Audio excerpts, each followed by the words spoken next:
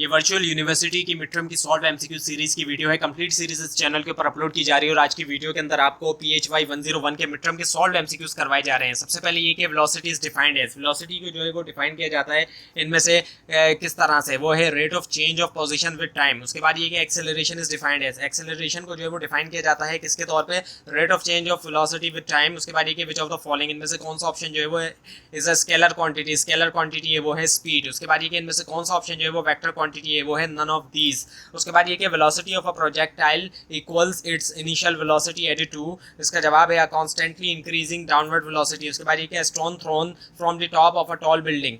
Stone जो कि फेंका जाता है ऊंचाई से एक ऊंची बिल्डिंग की, फॉलो करता है पैथ डेट इज, जो कि क्या है पैराबोलिक। उसके बाद ये कि a boy on the edge of a vertical cliff 20 metre high throws a stone, यानी कि फेंकता है एक stone horizontally outward with a speed, और स्पीड है 20,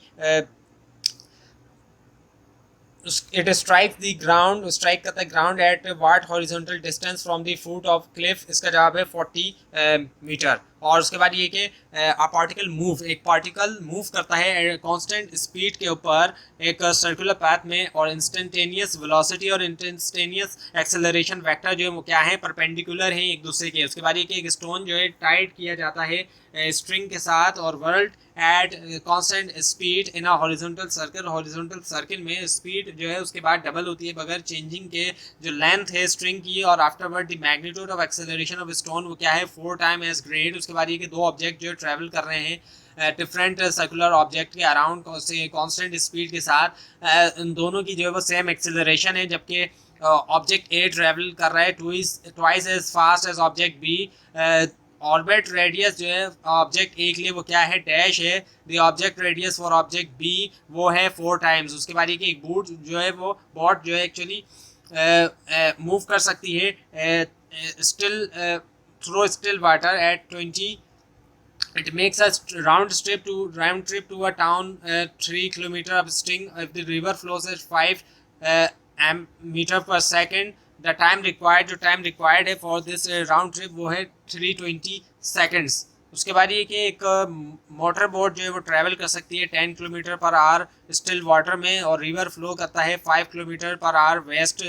वाटर जो है वो विश करता है कि क्रॉस करे फ्रॉम द साउथ बैंक से एट अ पॉइंट डायरेक्टली जो है वो अपोजिट होना नॉर्थ बैंक पे। और उसके बाद एट वाट एंगल, किस एंगल के ऊपर must the boat be headed, वो है 30 E of n, 30 degree E of n। So second answer जो है इसका ऑप्शन जो है आंसर है। उसके बाद ये कि सिंपल हार्मोनिक मोशन के अंदर restoring force must be proportional to दी।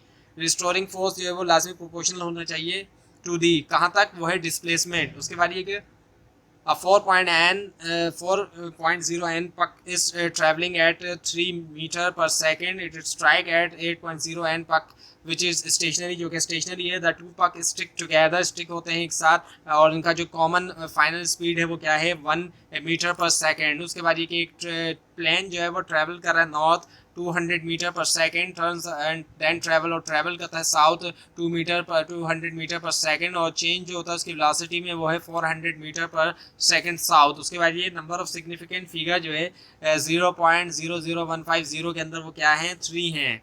उसके बाद ये कि एक ऑब्जेक्ट जो है अटैच किया जाता है to one end of a spring, एक एंड से स्प्रिंग के वाइब्रेशन करता है वो 20 वाइब्रेशन करता है वो 10 सेकंड्स के अंदर। उसकी एंगुलर फ्रीक्वेंसी वो है 2 रेडियस पर सेकेंड।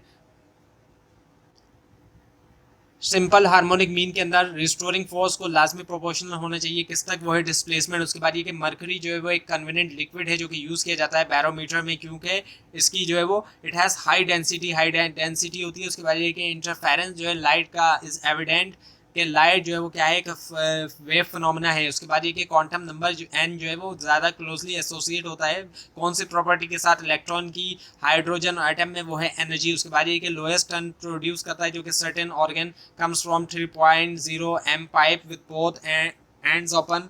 अगर स्पीड ऑफ साउंड जो है वो है 340 मीटर पर सेकेंड, और फ्रीक्वेंसी जो है स्टोन की जो है अप्रॉक्सीमेटली है वो क्या 57 हर्ट्ज। उसके बाद ये कि एक ऑब्जेक्ट लिए इक्विलिब्रियम में नेट टॉर्क जो है acting on it's vanishes only if torque is, अगर टॉर्क हर टॉर्क जो है वो कैलकुलेट होता है अबाउट डैश, उसके जवाब है सेम पॉइंट। उसके बाद ये कि अपक 4.0 एन पक इस ट्रैवलिंग कर रहा है वो 3 मीटर पर सेकेंड। अगर उसको स्ट्राइक किया जाता है, इफ इट स्ट्राइक 8 एन पक विच इज स्टेशनरी, जो कि स्टेशनरी है, द टू पक स्टिक टुगेदर, जो कि स्टिक हैं एक दूसरे के साथ, उनका जो कॉमन फाइनल स्पीड है वो है 1 मीटर पर सेकेंड। तो उसके बाद ये कि एक ऑब्जेक्ट जो है मूव कर रहा है एक सर्किल के अंदर कांस्टेंट स्पीड पे, सो क्या है इसमें से वो है हैज़ एन एक्सेलरेशन है कांस्टेंट मैग्नीट्यूड की। उसके बाद ये एक प्लेन जो है वो ट्रैवल कर रहा है नॉर्थ पे 200 मीटर पर सेकंड टर्न्स, और उसके बाद वो फिर ट्रैवल करता है साउथ 200 मीटर